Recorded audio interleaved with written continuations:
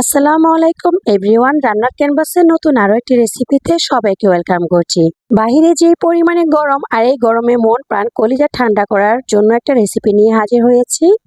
চলুন তাহলে রেসিপিটি শুরু করা যাক। আর এই রেসিপিটি মাত্র তৈরি করতে সময় লাগে 5 থেকে 10 মিনিট।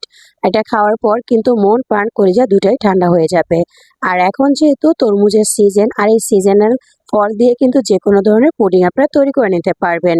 তো এখানে আমি নিয়ে নিয়েছি একটা তরমুজের 4 ভাগে 1 ভাগ, আর পিসগুলোকে আমি কুচি করে কেটে নিয়েছি। তারপরে এখান থেকে একটা ঝাঁঝরির মধ্যে আমি ছেঁকে রসটা বের করে নিচ্ছি। তবে আপনারা যদি এই ঝামেলাটা করতে না চান, সেই ক্ষেত্রে এগুলোকে টুকরো করে ব্লেন্ডারে ব্লেন্ড করে তারপর এরকম ঝাঁঝরিতে নিয়ে ছেঁকে নিতে পারেন। তবে অনেকের কিন্তু এরকম ব্লেন্ডার থাকে না, তার জন্য আমি এইভাবে একটু কষ্ট করে দেখিয়েছি।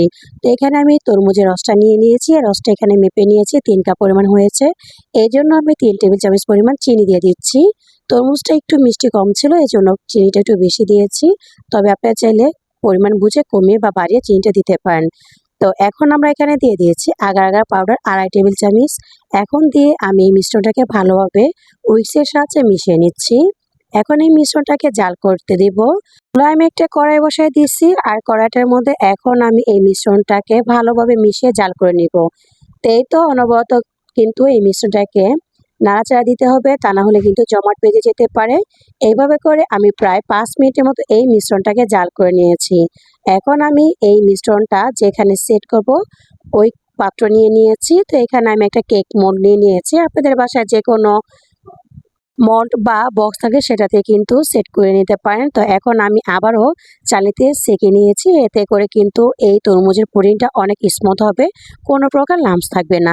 তো এইভাবে করে এই পুডিংটাকে আমি নিচে রেখে 1 ঘন্টার মতো ঠান্ডা করে তারপর নর্মাল ফ্রিজে আরও আধা ঘন্টা ঠান্ডা করে নিয়েছি। এখন আমি এটাকে সাইড থেকে ছাড়িয়ে মোল্ড আউট করে নিয়েছি। এই তো ঝটপট তৈরি হয়ে গেল কলিজার মন ঠান্ডা করা তরমুজের পুডিং। আর এই পুডিংটা কিন্তু খুবই হেলদি। তো আপনারা কিন্তু বাসায় ঝটপট এই পুডিংটা ট্রাই করে নিতে পারেন। আর এটা কিন্তু খেতে অসম্ভব মজা হয়েছিল। ট্রাই না করলে কিন্তু বুঝতে পারবেন না আসলে এটা টেস্টটা কতটুকু ছিল। তাই তো আমি এখন আপনাদের সাথে এই পুডিংটা কেটে শেয়ার করছি। দেখে নিশ্চয়ই বুঝতে পেরেছেন যে পুডিংটা কতটা পারফেক্ট হয়েছিল। এই তো দেখেন কতটা সুন্দর হয়েছে। আর এখন আমি একটু খেয়ে আপনাদের সাথে শেয়ার করছি। তো আজকের রেসিপি আপনাদের কাছে কেমন লেগেছে চাইলে ছোট্ট একটি কমেন্ট করে জানাতে বলবেন না। আর আমার রেসিপিটা যদি আজকে ভালো লেগে যায়, ভিডিওতে লাইক দিয়ে চ্যানেলটি সাবস্ক্রাইব করার অনুরোধ জানাচ্ছি। আজকে তবে এখানেই বিদায় নিচ্ছি। ভালো থাকবেন সবাই, সুস্থ থাকবেন। আল্লাহ হাফেজ, আসসালামু আলাইকুম।